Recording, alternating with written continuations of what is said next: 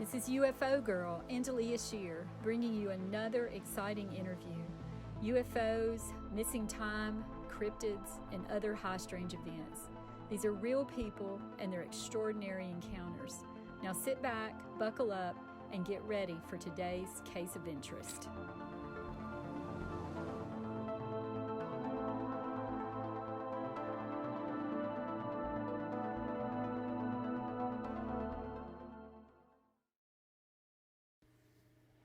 Hello everybody, it's Angelia again.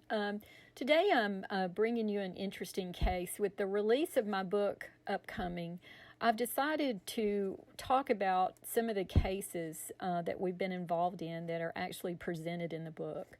In this video, it's one of my favorite field investigations. I call this Transforming Lights.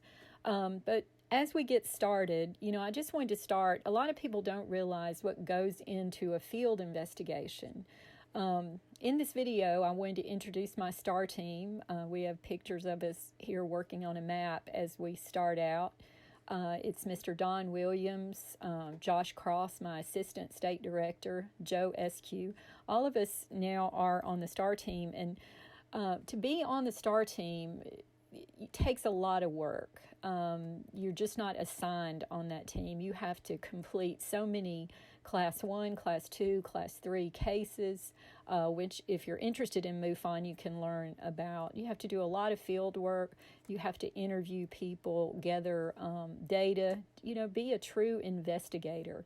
So first of all, I just want to throw that out to my audience. I want you to realize the amount of work that it takes, to truly investigate a case. And I want to remind everybody that, everyone on my team, we don't talk about it, but we have jobs in the real world. So when we come across a case that we feel is worthy of a field investigation, there's a lot to be done. And with that being said, I also want to talk about real quick that for every 50 to 100 cases that come in, we explain them. We don't talk about those because those aren't the fun ones. It's Venus, it's a lens flare, it's, misidentification of a normal aircraft. So, being an investigator is a lot of wait and see and, oh, that's a picture of Venus again. And, I don't blame witnesses. They really think at times, I've been fooled many times that, that you have something strange. I stopped on the road about 6 months ago and got out of the car thinking, what is this? And it was just a regular airplane on an approach. I was viewing it at a really unusual angle, so it looked triangular to me. So I totally understand why things are mistaken for other things. It still happens to me. I just wait it out. But as we move forward into these investigations, there's just a lot that has to be prepared. So when we actually get in a case that we feel is worthy of a field investigation after going, let's say, through 75 to 100 cases that prove to be nothing, everybody's pretty excited.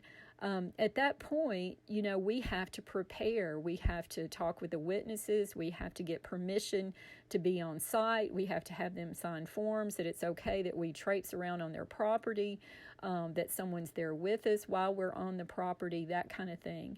Then we have to prepare all of our equipment. We have to charge everything. We have to have logistics. I want to shout out to Don Williams. He always provides his great, huge pickup trucks, the four-wheelers, other pieces of equipment that we're going to need. So, we have to plan. We all strategically usually meet at my house with all the equipment, pack up all the trucks, pack up all the gear.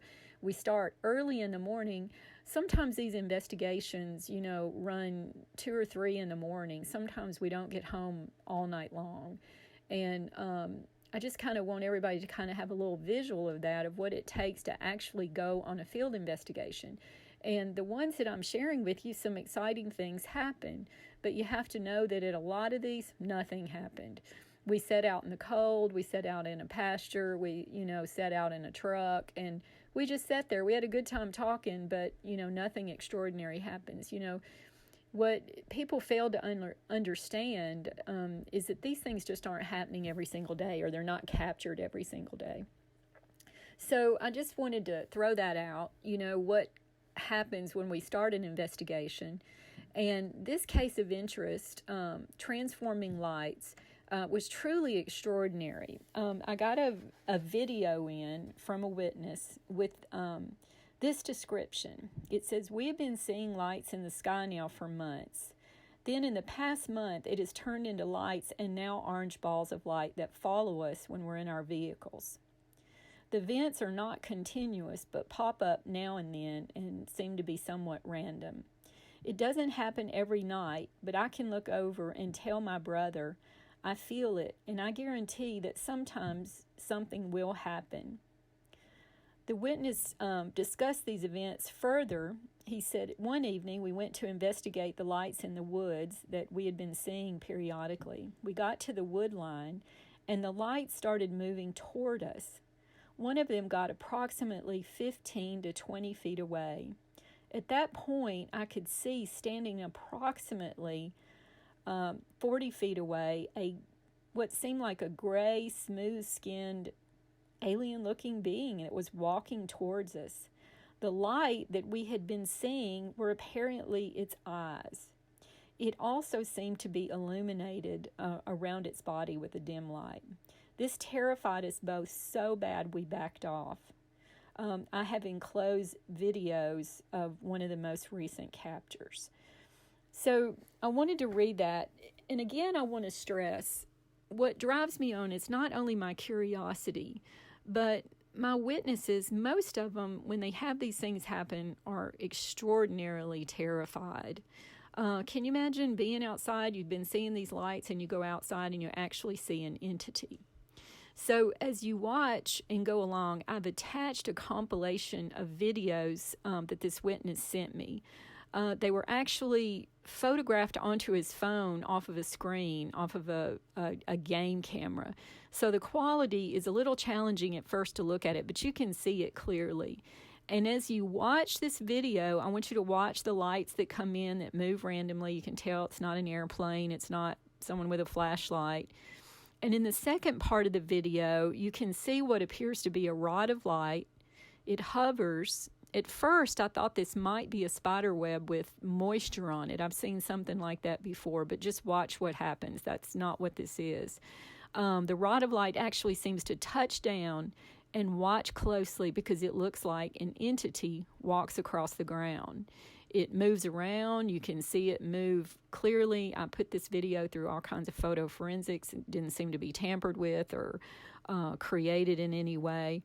And the entity on the ground, you can see it. It'll walk behind the tree, and if you wait just a few seconds and you watch closely, it emerges, or something emerges from behind the tree as a ball of light, which is extraordinarily interesting. So as I watched this, we were all just dumbfounded. We thought, we have to go on this investigation. So we called everybody together. We got all the equipment together, packed up, went over. The family was extraordinarily nice. They want to stay anonymous. It was in West Tennessee. I'll just tell you that. And we got together. There were actually 2 sites that we worked on that investigation. The first site was at the primary residence of the people, where in the woods around the house they'd been having these strange lights.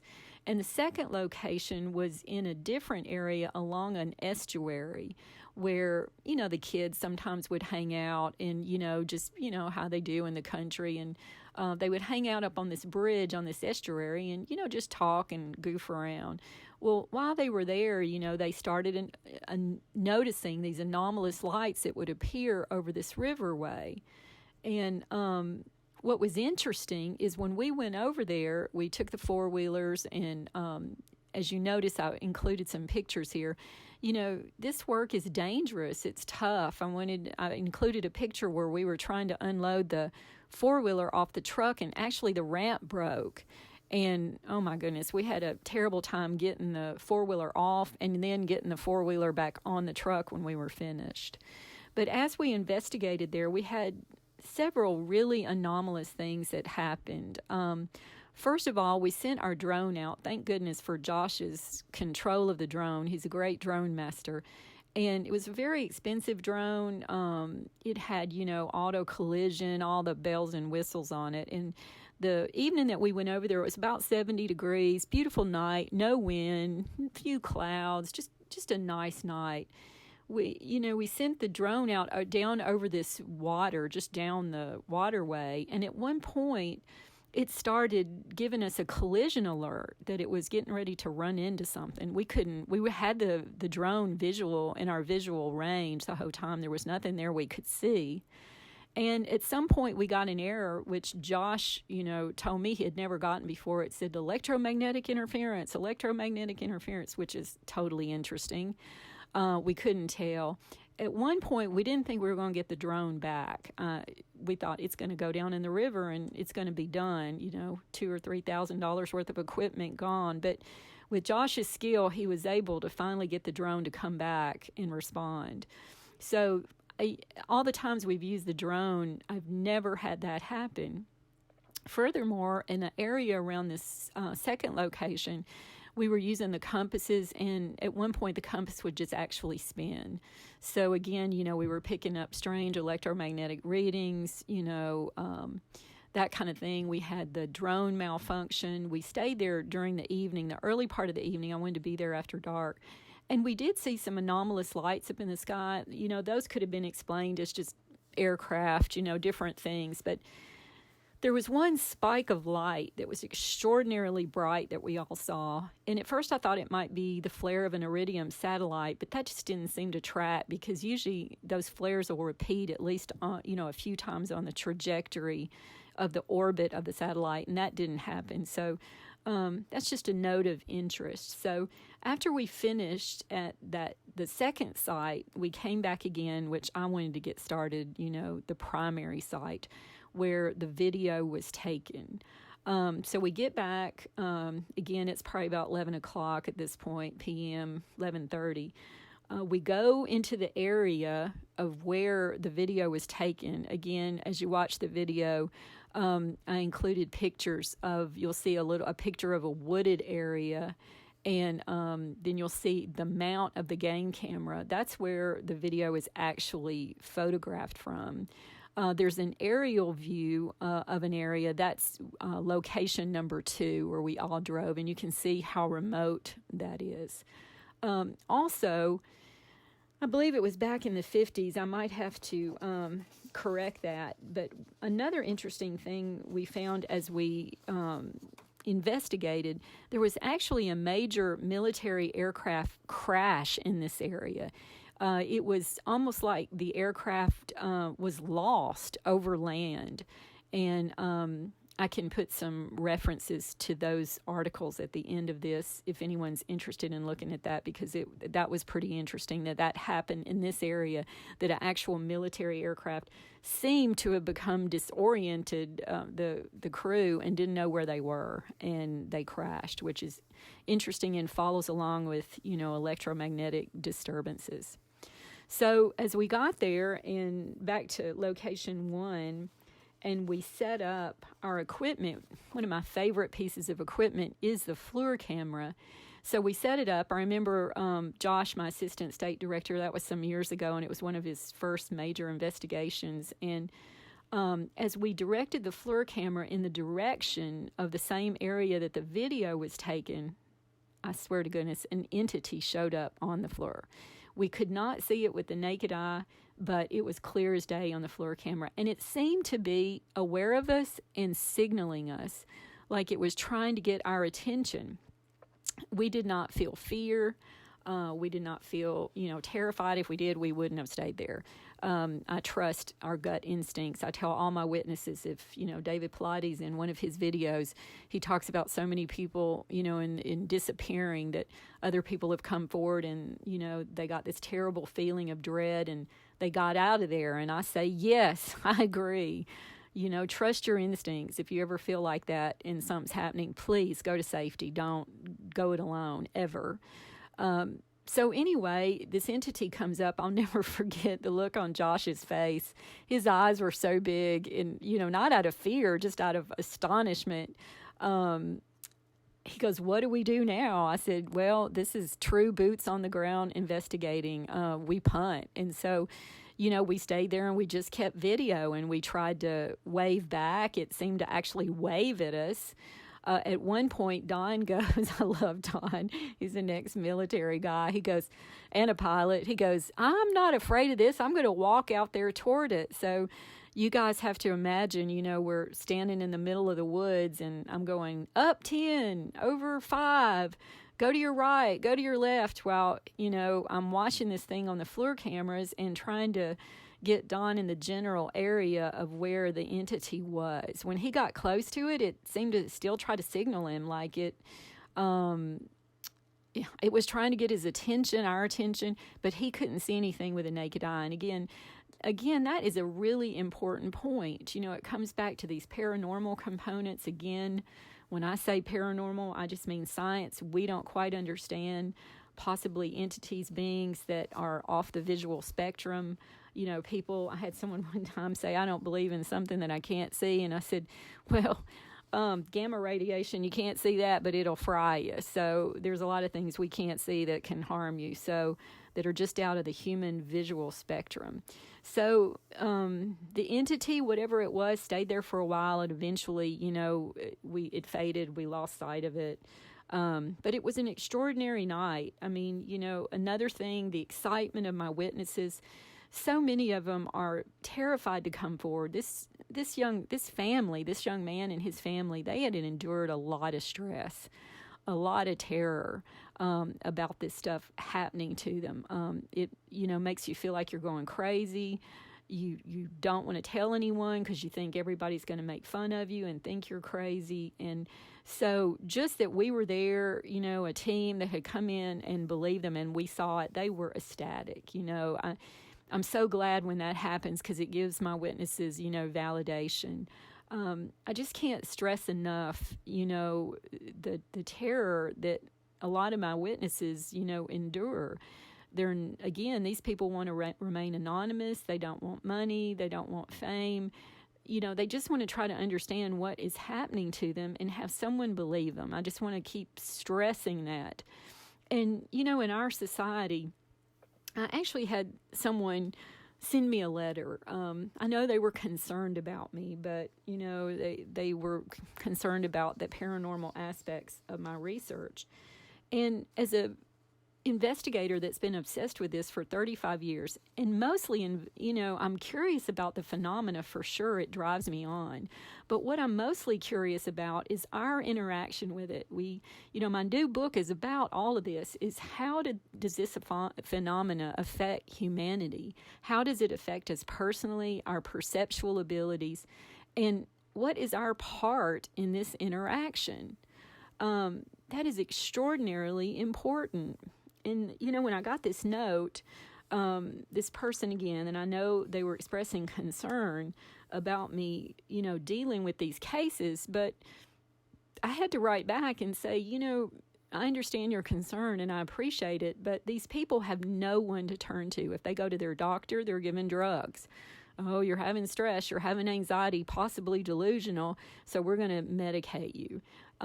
Even clergy-wise, the church, I had someone in a church one time say, well, I don't believe in paranormal things, and I thought, good grief, the Bible to me is one of the most paranormal documents ever, but that was extraordinary to me. But even people, when they've approached their clergy, have been dismissed and mocked and laughed at. So imagine that, you feel like you can't tell your family sometimes, you can't tell your friends, you can't tell your doctor, you can't tell your clergy, you can't tell anyone. You are really isolated. And to have an event of such extraordinary proportions impinge itself upon your life, and you have no one to share it with, the emotional ramifications for that is huge. So, my team, myself, we've dedicated our lives to some degree to helping these people have a place at least to share what happened to them. It always makes them feel better. It makes them feel better to know that, I tell people, just because in your community people may not understand, there are thousands of other people that have been affected by this phenomena. I think probably I've interviewed upwards to, 2,800 to 3,000 people at this point. And you know, guys, after a while, you get a really good detector on you. I'll put it that way. You can tell, you know, who's telling the truth and who's not. I mean, people, when they've had these things, most people that have had these things happen didn't want it to happen to them. They weren't looking for it. They are not excited about it. They want it to go away. That's one of my primary points of looking at a case. Unfortunately, that just seems like the truth. So I hope you will go through this video. We really had some extraordinary things happen there. I wanted to also let you know at this location, you know, we are doing research. There were some higher than normal radiation readings on the property, not dangerous at all. We had spiking EM readings that were repeatable in the same area as the light phenomena. There were multiple UFO orb and what appears to be entity sightings on the property. We had the IR pictures that I'm sharing on here, which are just incredible. I mean, if you take a look at these FLIR pictures that we captured, my team captured, the entity is clear. You can see a head, arm, eye. The entity, when we measured it with Don Williams on the research, was about 5'11", 6 feet tall. It was tall. It wasn't short. So we have no idea. And again, it didn't seem hostile at all. It didn't seem malevolent. It seemed actually curious and was trying to get our attention. So on this case, we had a lot of physical evidence. We had video evidence. We had photographic evidence. And then the team actually experienced the sighting. So it's in the book. It's under Transforming Lights, under a field investigation.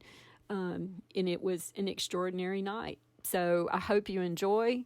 And again, I throw out, if anyone out there watching this video has had any sightings, anything unusual, anything similar, there's contact information at the end of the video. And I appreciate you watching.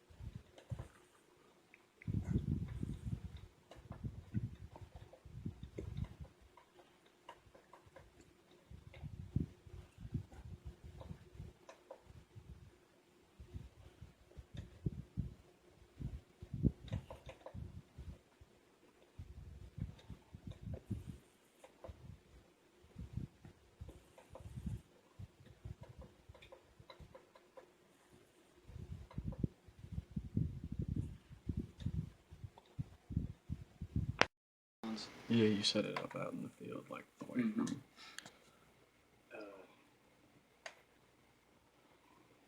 There was weed bomb. There's a tent.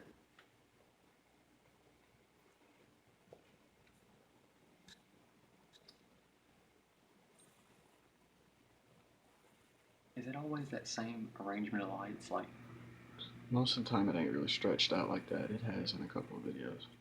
is it pretty much always 3? 3 to 4. You know. Sometimes it's like they're rings, almost like, you know, like a ring kind.